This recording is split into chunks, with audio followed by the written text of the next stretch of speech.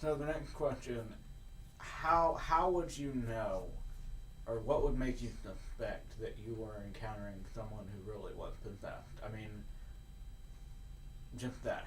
What does a real possession look like? So I would say the way that I could show or believe that someone is actually possessed is take all the examples of people who have said that they were possessed in the past, and if they met that criteria, I would say no, you're not actually possessed. You're a person that is caught up in something and looking for an excuse, or you are doing something for an attention, or you have a mental illness that is propelling you down a path because you can't explain what is happening in your body. I had said earlier, I'm not a mechanic. I don't know how a car works. I mean, I know how it functions. I know when I turn the ignition, I know that there's a combustion that occurs, and then I'm able to drive to work every day. I could not properly tell if someone was demonically possessed.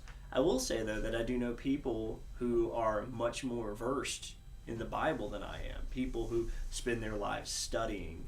And if I felt that someone was, that they were trying to get help for a situation, be it a spiritual situation or a physical or mental ailment that they were experiencing, I would take that person or encourage them to go to someone else who has the proper means to diagnose that and get them the help they need. Thank you. Could you hold on to that thought, because that pertains to my next question. But first, David, for you, same question. What does the real possession look like? Yeah, to me it would take a lot for me to really believe someone. I think one thing would be there'd have to be something that was supernatural.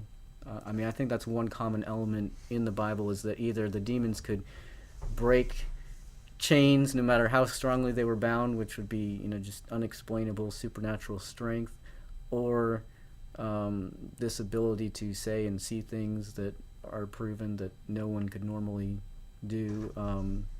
Again, the idea is that they're incapable of functioning in society in any kind of normal way. They are, really, when I look at the examples of in the Bible of possession, it goes beyond anything that could be explained by any of the most extreme mental health issues that we have today. So the profile, if you will, that I'm getting from you, and they'd have to be in a very miserable state. They'd have to be unable to function as a normal human being, and then on top of that, they would have to exhibit some unexplainable phenomena, either supernatural strength or some kind of clairvoyant phenomena or knowledge, that they couldn't have normally. And even then, you probably want to err on the side of skepticism. I would. Yeah, if someone said, here's this person, I've got it on video, they're living out in the tombs, they've attacked 10 different people today, the police came and arrested them, and they broke off the handcuffs, and I would start to think, this is sounding like demon possession. But if someone comes into my office saying I want some counsel on something, I think I might be possessed, I think I would assume right at that moment that, okay, this is not someone that's possessed, because someone that's possessed couldn't come into a pastor's office in a church and ask, can you help me answer if I'm possessed or not? That just doesn't seem like something someone possessed would be capable of doing. So, all right. So then, something that you both hit on, and I'm obviously very curious about it. If you encountered, really there are two different questions here. One is, if you encountered someone who believed themselves to be possessed, and the other is if you encountered someone who you were convinced really was possessed, what would you do? David? If I really believed they were possessed, I would, pray for them. I would probably tell them in the name of Jesus for the demon to come out. But as far as biblical instruction and how to do a demon possession, there really isn't a lot there. I mean, other than praying in the name of Jesus and commanding it to come out. To me, it's kind of strange how there's these elaborate exorcisms that can go on for hours. In the Bible, it just seems like that's what you say, you pray, and it seems like it's not a very long thing, or that there's ritual behind it. So I would do that, give that my best shot, and see what happens, because I don't know what else really to do that as far as what the Bible would instruct. All right. And I'm sure with any luck, we're going to have a lot of questions and maybe a complaint from listeners, because I think you're challenging some of the popular perception and some of the perception and other belief systems and denominations about demons and demon possession. So hopefully we'll get a good response, and maybe I can have some more questions we can correspond. Sure, and I would add that I really have not studied as far as exorcism. Right. I've never had any kind of conversation with someone who practices exorcism, so it's not. I really don't want to present myself as I've really studied this and this is my opinion. This is just where I am right now. So if anyone would like to talk to me more, I'd be open to learning more about different things. Yeah. Sure. Okay, James. So if you encounter someone, and you both said possession is rare, if it happens at all anymore, but you encounter someone, hypothetically, who you are absolutely convinced is demonically possessed, how could you respond to that situation? My first immediate take on that is, if a person is demonically possessed, and that person is not living in the tombs, but if this is a person that is somehow able to stay around people, my first thought is, who is that person impacting?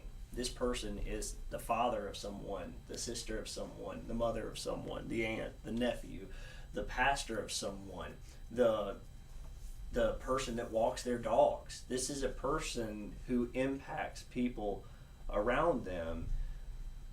Or maybe it's someone who's been forgotten or went missing, and they're living on the streets and no one knows. Like, to me, my first thought is, who is the person?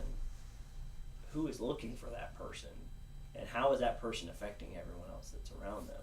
I am not skilled in the slightest to do an exorcism of anything. I've seen a horrible horror movie, but that doesn't mean that I know how to go and sprinkle water on someone's head. Which movie did you watch? Because I thought I saw a good horror movie. Well, I'm not sure about that. I had said in in the previous interview that we had done, when I was a teenager, I had a quote unquote exorcism performed on me, because I had this what equated to a punk rock CD, and on the CD itself was printed a curse word, and a person within my family found this CD and then went to a pastor, said that I had a demon inside of me and that I needed to be exorcised. So I go to my front door one day, someone's knocking on, I open it up, and there's a pastor yelling at me and sprinkling me with water, saying that I needed a demon cast out of me. And it was comical, and to a lot of people, they're like, did that really happen to you? A lot of people have different ideas behind that, and I think people have a tendency to jump to say, all right, well, if it's a demon possession, let's get the exorcism together. But if you study how the Catholic Church does how they confront demon possession in this day and age, there are many gates that are passed before an exorcism is even sanctioned, before it even occurs. Mm-hmm. And I can talk a little more about that in the future. I'm sure people are going to want more information on that. Absolutely. I'm going to talk to more people about this in the future. But like you're saying, exorcisms now that are sanctioned by a well-known church usually have to go through a hierarchy. Usually the person sees mental health professionals and things like that. So, but I cut you off there. Where are you going with that, about how exorcism should be handled? Exactly that way. There needs to be a logical response, a spiritual response as well, that goes into that. And one last question for you, because David, you just said that if you really believed, and you're not expecting to come across it, but if you really believed someone was possessed, you would pray for them, pray with them if possible, maybe even try to do something like an exorcism, although without the ritual. Mm-hmm. Jen, you said you wouldn't try to conduct an exorcism yourself. No. But you and I talked a lot about you recently joining the Methodist Church, the United Methodist Church. Do you think that either your denomination or your particular church would be a channel that you would go to where people who thought they were possessed or thought they knew someone who was possessed, could they access your church? I do believe so. If a person seeking help can't get help through the church, then they're not really a church at all. I mean, I think absolutely. So I mean, I guess what I'm asking is, I wanted to know what you thought of your church, how your church might handle it, and also just in general, who should be dealing with this, who's qualified to deal with this, and I'll ask both of you, but you can go ahead and start. I would say that my church would handle it much the same way. It would be, what makes you think that you're demonically possessed? Because like I said, in the source material, most of the people who are demonically possessed don't have the ability to function within normal society. Right. If a person comes forward thinking that they're possessed, or you bring them to someone saying, hey, I think this person is possessed, there's going to be a fight, a physical fight in some cases, but most likely a mental fight with that person, and a spiritual fight with, is that person actually that? I think the only people who are qualified to deal with that are people who study it, people who study the Word of God, people that are living a godly life. And while I think that I am qualified enough to say, hey, I am only as qualified enough to say that, hey, I know people you should go and talk to. Because I don't have the answer for what demonic possession looks like, for one, what real demonic possession looks like, and two, what you're supposed to do with that demonic possession. Does it need to be ordained clergy that handle demonic possession? I don't believe it needs to be ordained clergy. I believe that there are a lot of people who do not belong to the Baptist, to the Methodist, to the Catholic Church, that interpret the Bible and they live a Christian life, but because they were dealt, their experience with the Christian church was not a good experience. They were turned away from these denominations, and they either started their own denomination or they believe in a non-denominational faith, but they still read the same Bible that I read. They still pray to the same God that I pray to. Right. And I truly believe that they are good Christian people, who they might not use the term Christian, or their term Christian might be, I'm a Christian, hashtag no Baptist, no Methodist, no Cardinal, or, a Catholic, and based off of that, it might be, no, I don't think it has to be an ordained minister. And then David, who should be dealing with cases of possession or suspected possession? Yeah, in Baptist churches, there isn't a hierarchy. So, if there's a case at the local, in our church, or someone who's a family member of someone in our church, it's not like I call the board of directors on demon possession. We're it. We don't have like a hierarchy over us.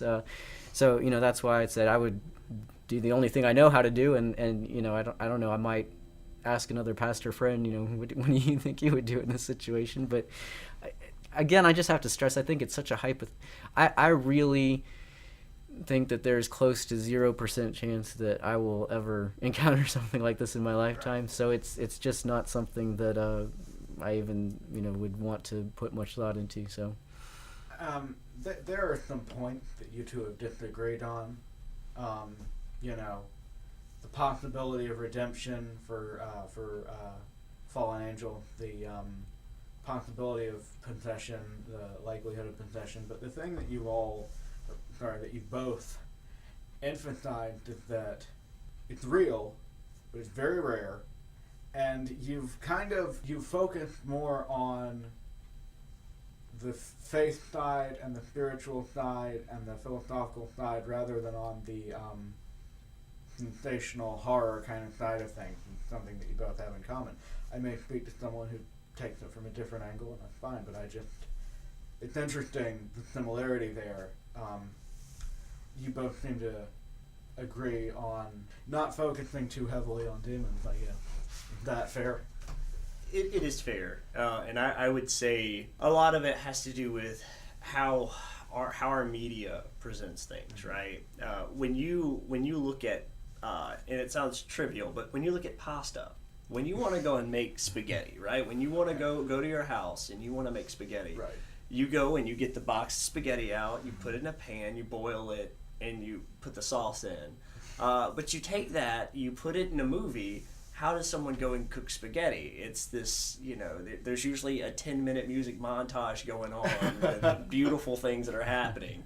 And they have this excellently manicured countertop, and they're chopping the little bits together, and they have absolute perfect cut of beef that's been ground up that looks exactly right, and they throw that in there. And there's, someone usually talking in the background about how the sauce is, a family secret sauce that has all this other stuff in it, so it becomes sensationalized, right? But you get away from the topic, which is, I'm making spaghetti.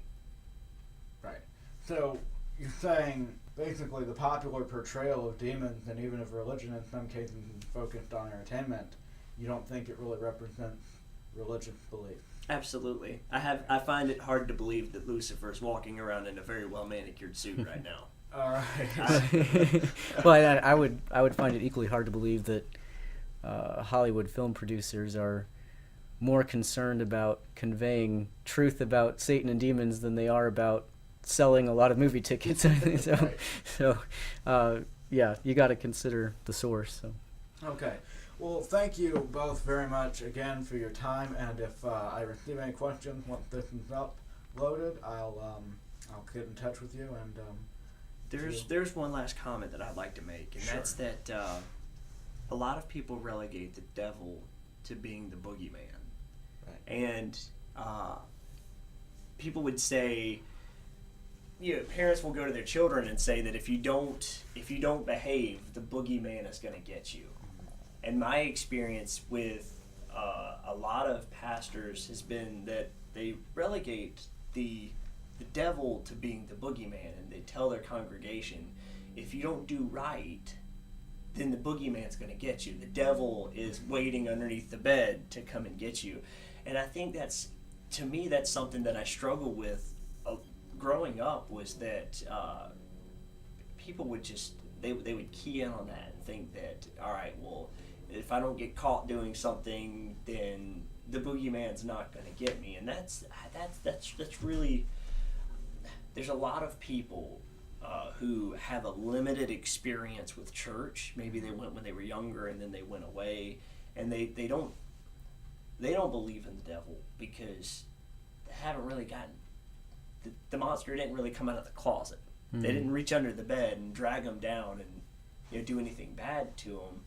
And I think that's something that we struggle with. And then people, it becomes much easier for a person who is living in a Christian faith to not believe in the devil and not believe in demons, because it's not as frequent a thing that we encounter in this day and age.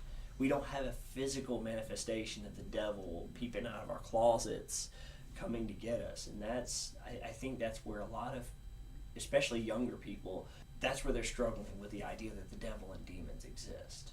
The devil to them is now what you see on television shows, and he's a guy that was just down on his luck, and that daddy didn't treat him right, and that's the reason why all these bad things had occurred. And ultimately, it's not the devil's fault, it's God's fault for letting it happen. And that I think that's something that, as a person living in the Christian faith that believes that the devil is something, and that the demons can be real, that we need to make sure we focus on. All right. So if there's nothing further, I'd like, again, thank you both so much for taking the time to weigh in on this, and I'm sure we will be in touch again if I have anything to ask you. And as always, I want to thank everyone for listening, and have a good day.